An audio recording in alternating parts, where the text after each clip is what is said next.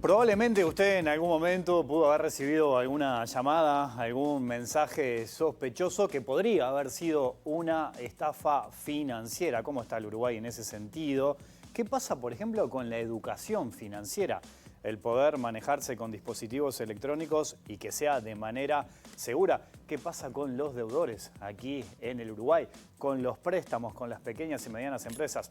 De todo eso estaremos hablando hoy. Bienvenidas, bienvenidos. Así comienza el lado B. Hay 1 millón de personas que están en el clearing en nuestro país, que esto afecta principalmente a las familias más pobres, que son las que se endeudan en casas de créditos que terminan teniendo intereses completamente abusivos, y el espíritu es, bueno, regular esos intereses, que no se transforme todo en una bola de nieve constante, que porque te atrasaste una cuota tenés que pagar ya costos altísimos por eso. Regular un poco, porque esto afecta principalmente, como te digo, a las familias más pobres y además analizando ahora, empezando a estudiar en profundidad el tema, a los adultos mayores, que muchas veces se meten en créditos donde no piden ningún requisito, que es la necesidad de la plata inmediata, y después eso termina siendo contraproducente, ya que la mayoría de las personas que acceden a estos créditos son justamente para pagar otras deudas. Entonces termina siendo toda una bola en la que necesitamos reglamentar mejor.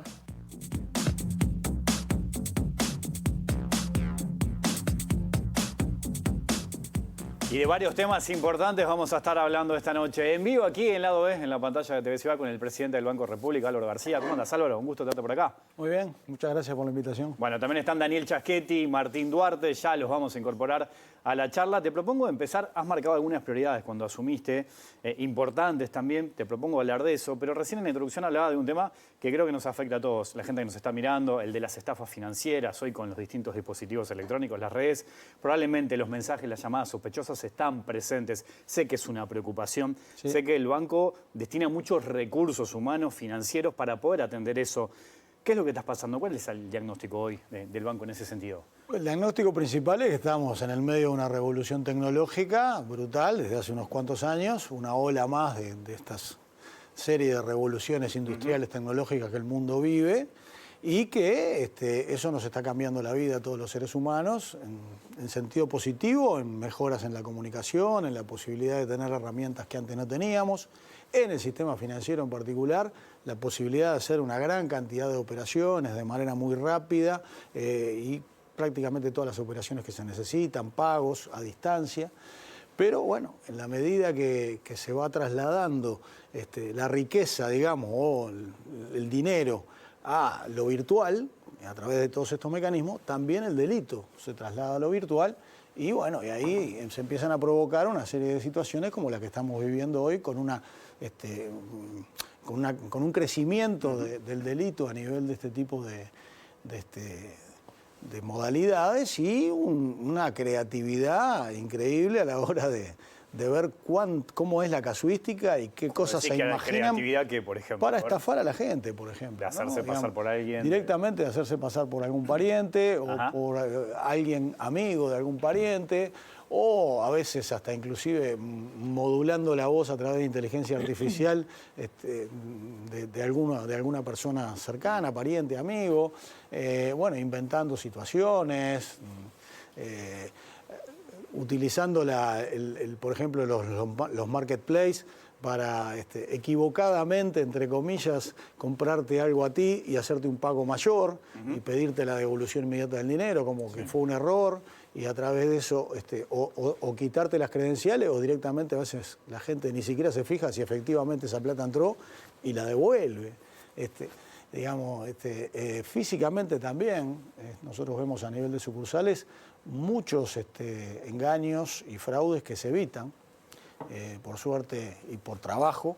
El propio funcionariado del banco tiene un ejercicio bastante bueno en el sentido de identificar situaciones en las cuales clientes con más o menos habitualidad, pero muchos se conocen, realizan operaciones o quieren realizar operaciones que no son habituales, retiros mayores, y bueno, y eso hay un instructivo, hay un procedimiento como para conversar con la persona, pagar un poco, y se han evitado fraudes importantes. Ahí tocas un tema que también lo manejaba en la introducción, que está conectado, que es el de la educación financiera.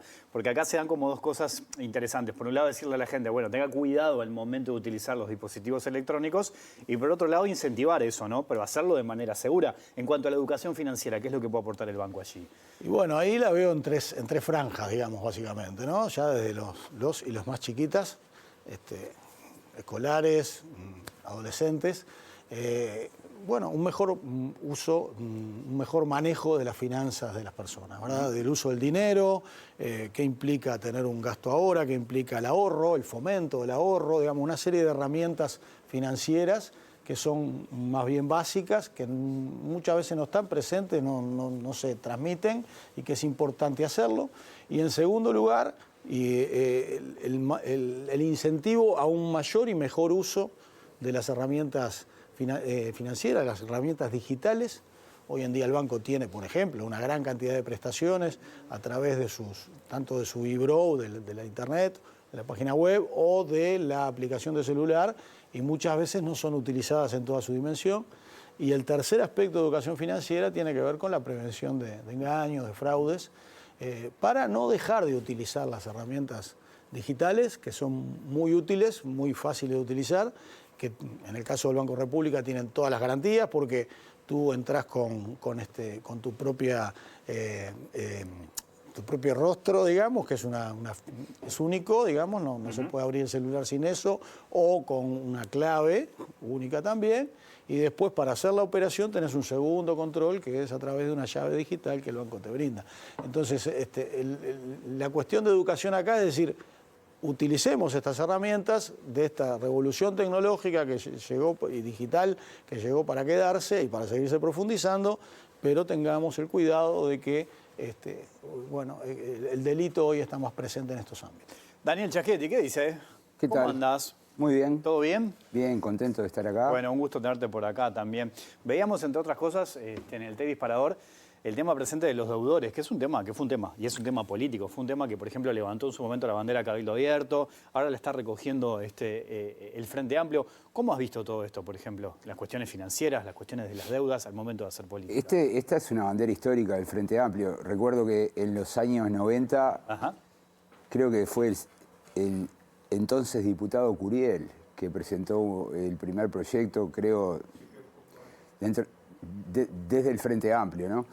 Y en las sucesivas legislaturas el Frente Amplio fue presentando otras iniciativas de este tipo. Ahora, durante los 15 años de gobierno, esa intención de regular el problema o intentar resolverlo desde el Parlamento murió, porque en realidad el Frente Amplio tenía el gobierno y quedó en manos, en cierta manera, de las autoridades del Banco Central. Una vez que el Frente sale del gobierno, un poco insólitamente, la bandera se la robó Cabildo, porque parece bastante claro, y los diagnósticos lo dicen, es que el número de personas con deudas y además digamos, el problema de la información, ¿no? En la Facultad de Ciencias Sociales, el Departamento de Economía hizo una investigación y comprobó efectivamente que hay información que es tendenciosa, digamos, en la publicidad, y se llegó al punto de crear una app que se la estamos sugiriendo a los ciudadanos que la miren, porque es una app que rápidamente te muestra un paneo de los tipos de créditos. Si vas a solicitar un crédito, chequear esa app que fue creada en la propia facultad. Bueno, es un intento de contribuir a uno de los problemas mayores, que la gente toma créditos sin tener en cuenta las tasas de interés, las multas por retraso. Y bueno, dada la situación actual, parece bastante claro que en esta legislatura algo se va a legislar.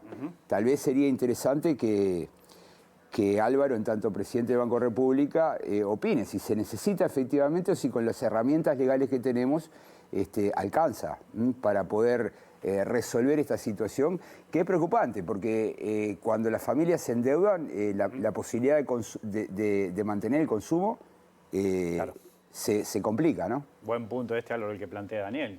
¿Qué respondes ahí? Que sí, que se necesita, claramente.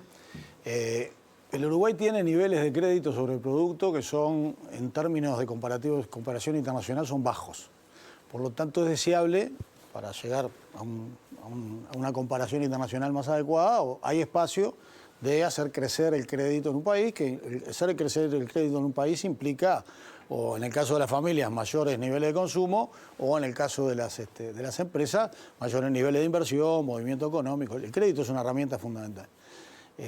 Pero hoy estamos viendo de que hay dificultades de hacer crecer el crédito, no la única, pero sobre todo en los segmentos más vulnerables, para tomar créditos por estar endeudados y estar comprometidos con el clearing, o con la imposibilidad de poder seguir tomando deudas por los niveles de endeudamiento. Entonces son muchas personas, es un porcentaje alto de la población, ya esa es una razón suficiente, al margen de la razón humana, de decir, bueno, mejoremos la calidad de vida de las personas, busquemos mejorar esa calidad de vida a través de que puedan tener un crédito, que el crédito en sí mismo no es malo, porque el crédito habilita a otras cosas, sino que no se sobreendeuden. Y no, ese sobreendeudamiento muchas veces pasa por decir, voy tomando opciones peores cada vez para ir cubriendo aquellas deudas que no puedo resolver. Y bueno, en definitiva tenemos ese problema, así que sí es importante. La resolución no es sencilla. Se buscó una fórmula que no era buena, de mi punto de vista, a través de una reforma constitucional que tenía una serie de problemas. Eso no anduvo. Después hubo una iniciativa de limpiar deudas, que fue, me parece, una buena iniciativa, que tuvo un impacto positivo, pero limitado. Y ahora está el proyecto de ley que fue presentado al Parlamento, que nos parece que está muy bien encarado, intencionado, y veremos, digamos, después en la práctica, en estos temas, cómo se puede llevar adelante y qué efectividad puede tener, ¿no? Martín Duarte, ¿qué dice? Bueno, Wilmar, ¿todo ¿Andás bien? Bien. Me voy a reservar para el final de la charla algunas preguntas carnavaleras para hacerle a Álvaro. Bueno. No estaba previsto eso. No estaba previsto, pero... No estaba acordado. No, pero quiero centrarme un poco en cómo comenzó la charla hablando de las estafas. Yo en la anterior administración del Bureau estuve siguiendo algunos temas, puntualmente cuando hubo también algunos abogados patrocinantes que presentaron ante la justicia justamente el tema de la responsabilidad del Banco República a la hora de las estafas, en el sentido de que un cliente deposita sus ahorros y ha pasado en algunas instancias que uno entra a su cuenta de Bureau y quizás por alguna maniobra delictiva aportó información sin saberlo, sin querer. Entró a su cuenta, y fueron cientos de casos, por lo menos patrocinados por algunos abogados, entraban y se encontraban sin dinero. Siguiendo el tema, insisto, en el anterior periodo, el Banco República no se hacía responsable en el sentido de que era una omisión, en este caso, del cliente, pero algunos abogados lo llevaron el tema a la justicia. La pregunta venía en ese sentido, ¿qué herramientas está aportando también a la hora, ya sea de software o de seguridad el banco? ¿Y cuál es tu mirada acerca de ese tema, ¿no? Porque uno dice, ¿hasta dónde llega la responsabilidad del error del cliente y hasta dónde llega la responsabilidad del banco? Porque uno el dinero lo deposita ahí y entiende de alguna forma que debería estar seguro, ¿no?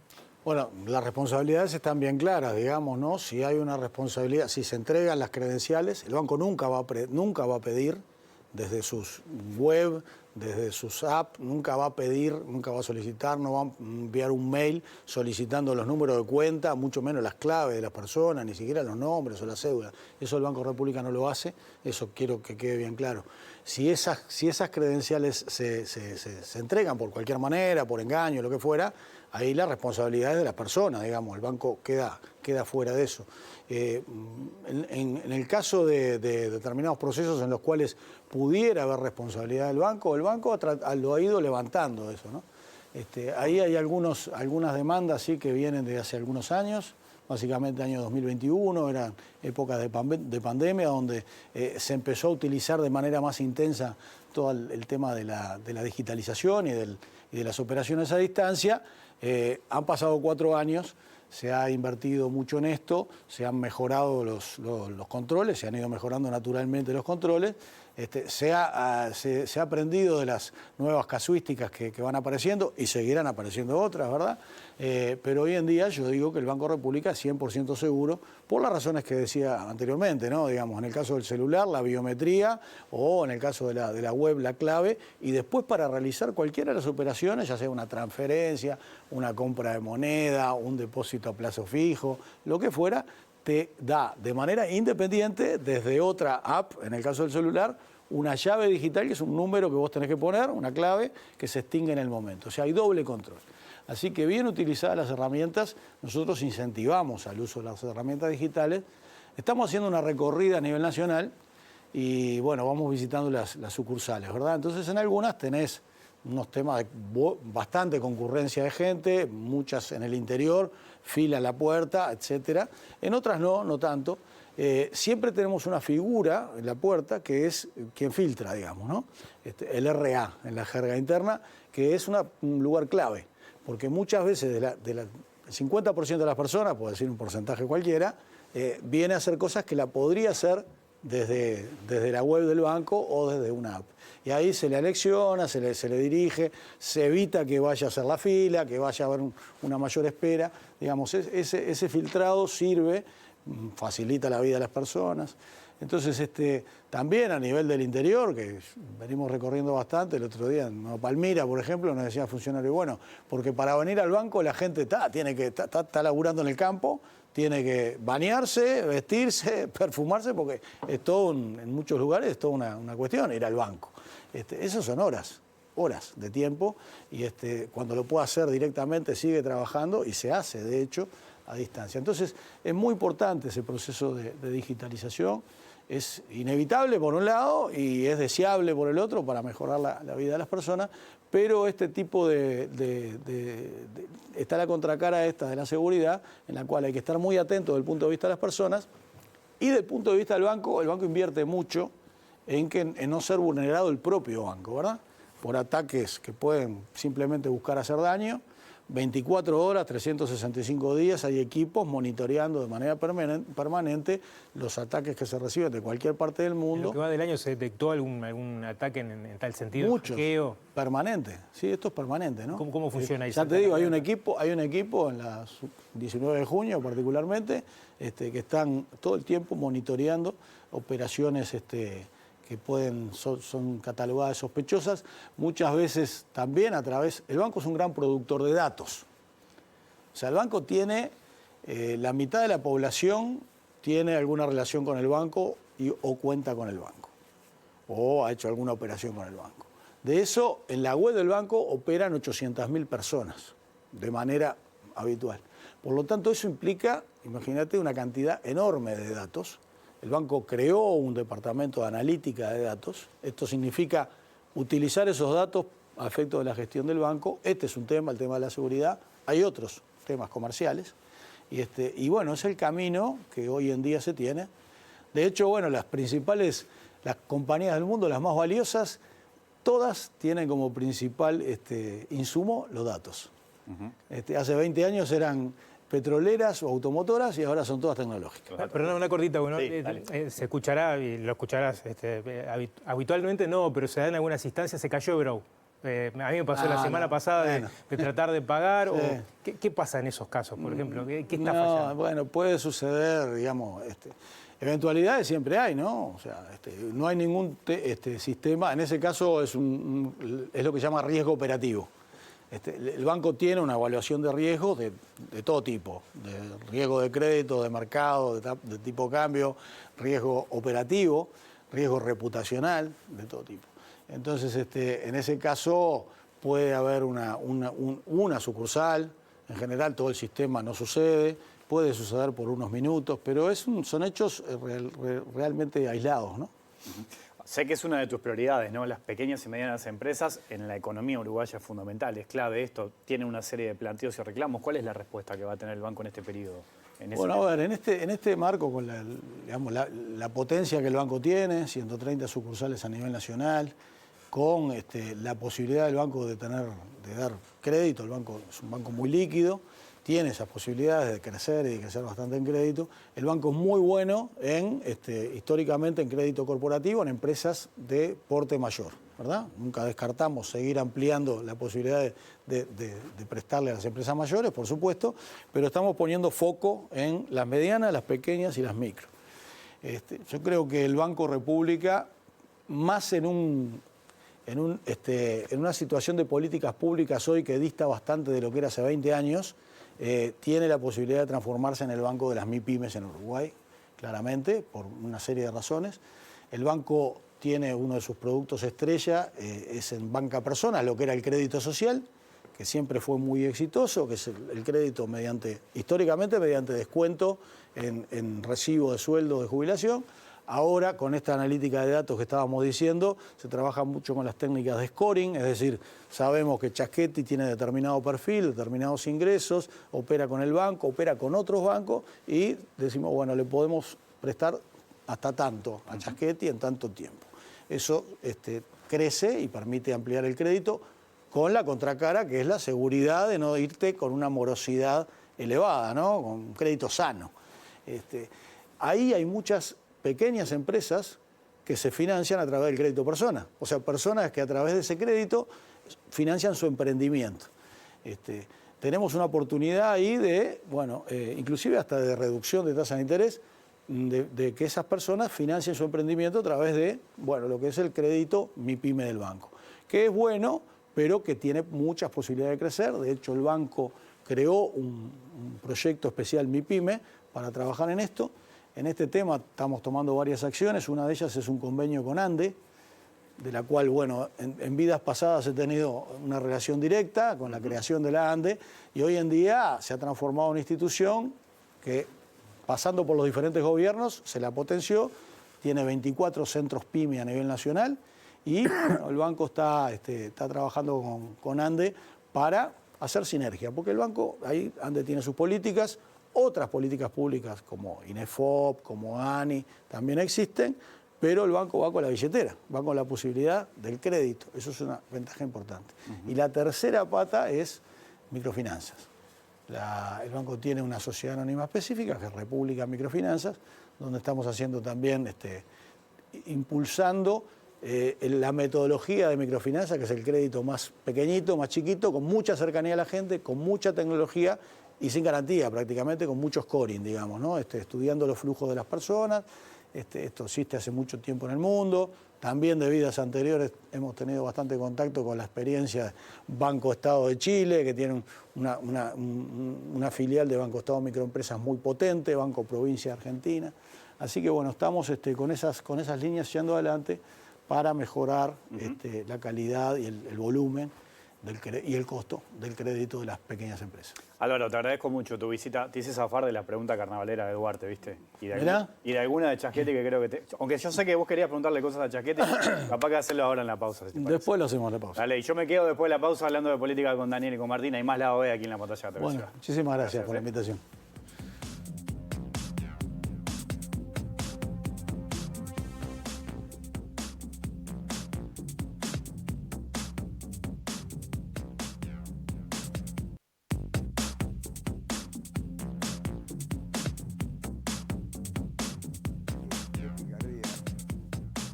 Estamos en vivo esta noche, miércoles es hoy, ¿no?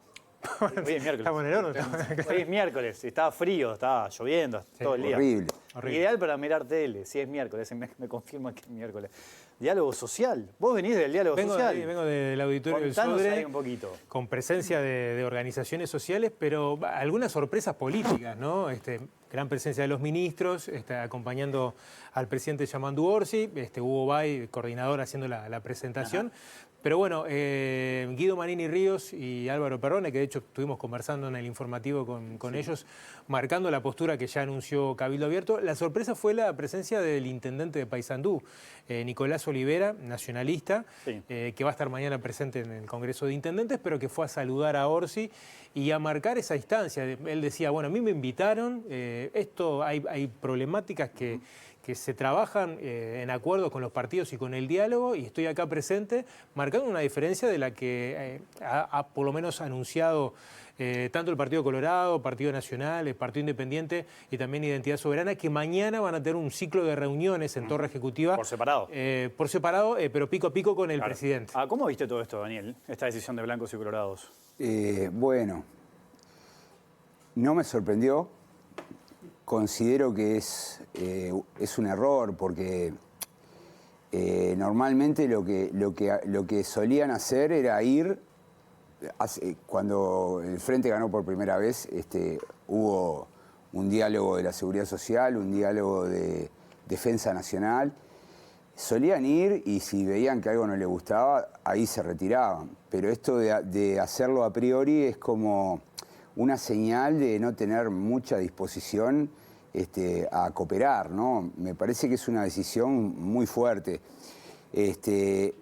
Que al mismo tiempo genera problemas en la interna de los partidos, ¿no? Porque esto de Nicolás Olivera, bueno, también tiene su contrapartida en el Partido Colorado, ¿no? Donde algunos dirigentes se preguntaron, bueno, ¿y por qué no?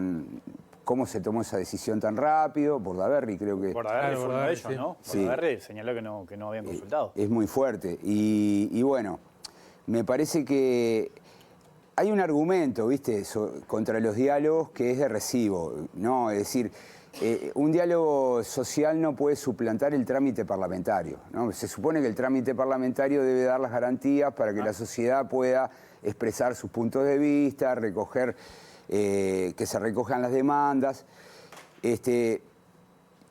Pero el gobierno está haciendo un único intento, ¿no? Esto no lo va a repetir en otras políticas públicas, o sea... lo que está haciendo el gobierno es tratar de abrir la discusión básicamente sobre dos grandes cuestiones. Primera infancia y seguridad social. Y yo creo que el Partido Nacional, sobre todo, está muy preocupado porque no se modifique la reforma que aprobó el gobierno de Lacalle Pou en el 2023. Así que bueno, el otro comentario es que parece claro que Nicolás Olivera está tratando de diferenciarse de la mayoría del gobierno. Este partido, no del gobierno, del Partido Nacional, perdón, ¿no? Este Partido Nacional se parece a aquel del 99, cuando después de haber votado mal, Lacalle Herrera tenía algo así como el 70%, 80% de la bancada, y había un grupo minoritario donde estaba Carlos Julio Pereira, los que apoyaron a Ramírez, ¿no? Y estaba Jorge Larrañaga. Este escenario así donde hay un sector y un líder bastante hegemónico, no significa que no lo desafíen en algún momento. Larrañaga terminó desafiando en el 2004 a Lacalle Herrera. Lacalle estaba en coalición de gobierno como presidente del directorio, era la contraparte de Jorge Valle y quedó bastante pegado al fracaso del gobierno de Valle. Y Larrañaga logró presentar un perfil distinto y votó muy bien, una de las mejores votaciones de la historia del Partido Nacional, la del 2004, con Larrañaga, ¿no? Entonces lo veo a Nicolás Olivera como empezando el camino que inició Larrañaga allá en el 99. Está ahí nomás porque son los dos sanduceros, los dos fueron intendentes de Paysandú, en realidad. Sí, bueno, pero fíjate que las coincidencias son bastantes, porque Nicolás Olivera viene de Alianza Nacional. También, y está en su segundo mandato, porque al cierre de esta administración, él no va a poder competir por la intendencia, va a tener que buscar un lugar, o bien en el Senado, o bien ser precandidato. Entonces, creo que ahí hay una señal, falta mucho todavía, pero hay una señal de Olivera presentándose, marcando diferencias, marcó diferencias también con el tema de la dedicación completa de Delgado a la presidencia, Es verdad. o combinar con el Senado, salió muy claro. Entonces me Yo te parece agrego que... otra en esa línea, Daniel, que él no ha tenido problemas y ha marcado su diferencia, incluso en su momento, con el senador Sebastián da Silva. ¿Se acuerdan el día de la elección que da Silva se va enojado y dice no quiero ser la cara de la derrota? Enseguida Nicolás Olivera salió a marcarle la cancha. Está ofreciendo una forma distinta, una forma distinta de política, y además tiene el argumento, que siempre es válido, dentro del Partido Nacional de reclamar el wilsonismo como una inspiración, que ese era un poco el leitmotiv de Alianza Nacional, ¿no? Y de Larrañaga. Ahora, en esta línea también, ¿cómo estás viendo lo que está haciendo Cabildo Abierto? Manini, ¿no? El hecho de Cabildo también, de ahora sí participar del diálogo social, de darle los votos en la rendición de cuentas, de quizás estar un poco más cercano al gobierno que a la coalición republicana. ¿Cómo lo ves eso? ¿Cómo lo analizas? Y bueno, hay un cambio de estrategia de Cabildo, ¿no? Evidentemente, cuando la coalición era gobierno, a Cabildo le fue muy mal.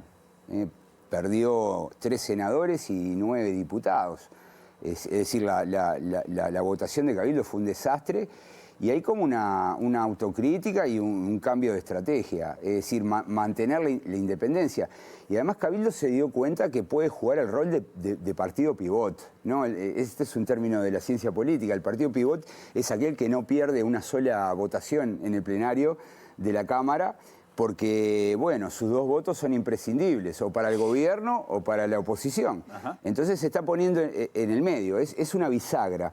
Ahora, Daniel, sigue siendo parte de la coalición como tal, porque de hecho hubo algunas reuniones que lo dejaron afuera. Mira, la coalición, yo prefiero utilizar el término coalición para el arreglo de 2 o más partidos para gobernar. No para hacer oposición. O sea, en la oposición no hay incentivos para mantener una coalición. Sí puede haber entendimientos estratégicos, pero cada partido hace su juego, porque el juego está regulado por reglas. ¿Cuáles son las reglas? Primera vuelta en octubre, los 2 primeros pasan a la segunda vuelta. Entonces, lógicamente, cada partido tiene incentivos para mantener cierta autonomía. Es más, creo que lo único que está haciendo Cabildo, en definitiva, es actuar de manera autónoma y por eso nos sorprende un poco, porque estando en el gobierno carecía de esa autonomía. E incluso en el momento más dramático, que es cuando la calle Pou despide a Irene Moreira, que era la ministra de Vivienda, bueno, todos pensábamos que se iba a ir de la coalición porque el nivel de fricción era muy grande y sin embargo se mantuvo. Entonces me parece que ahora lo que estamos viendo es un Cabildo Abierto que está actuando de manera libre, autónomo, y que, bueno, en aquellos temas en el que coincide con el gobierno está negociando, está acordando y, bueno, se dio cuenta de que puede jugar un rol muy importante, porque esos 2 votos son decisivos para el Frente Amplio, sí, para el gobierno de Orsi, ¿no? Es así. Ahí hay que ver el tema de las figuritas que pueden llegar a cambiarse o no. Lo hablamos con Manini acá en la OE en su momento. Incluso él ha sido muy duro con algunos dirigentes blancos y colorados también cuando lo criticaron, ¿no? Cuando le dio los votos en la rendición de cuentas. Es todo un tema interesante ver qué es lo que puede llegar a pasar de acá a los Y lo que ocurre es que el Partido Nacional básicamente compitió para ganarle una parte de su electorado, sí, la familia militar. O sea, si vos ves Javier García, ministro de Defensa, y la calle Pou viajó al Congo, ¿no? Sí, sí. Navidad. Fue Navidad. Se fue a la Antártida. No se perdió un solo evento, viste, egresos de cadetes. Estaba siempre, o sea, hubo un trabajo dirigido para tratar de reconquistar, porque ese público no es de Cabildo, históricamente votaba a la derecha de los partidos tradicionales y lo lograron. Entonces, como que Manini pasa raya y dice, bueno, yo le di los votos, participé del gobierno y me robaron el electorado, ¿no? Entonces, por eso la nueva estrategia. Hoy nombraste al pasar ahí a Álvaro Delgado. ¿Es un error que no renuncie al Senado? ¿Cómo lo ves eso? Es un poco insólito, porque si hay un acuerdo en política, los acuerdos hay que cumplirlos. Maquiavelo recomendaba mentir, ¿no? Pero se miente desde una posición... no mentir, no cumplir con la palabra, recomendaba Maquiavelo. Pero eso se hace desde una posición de poder, ¿no?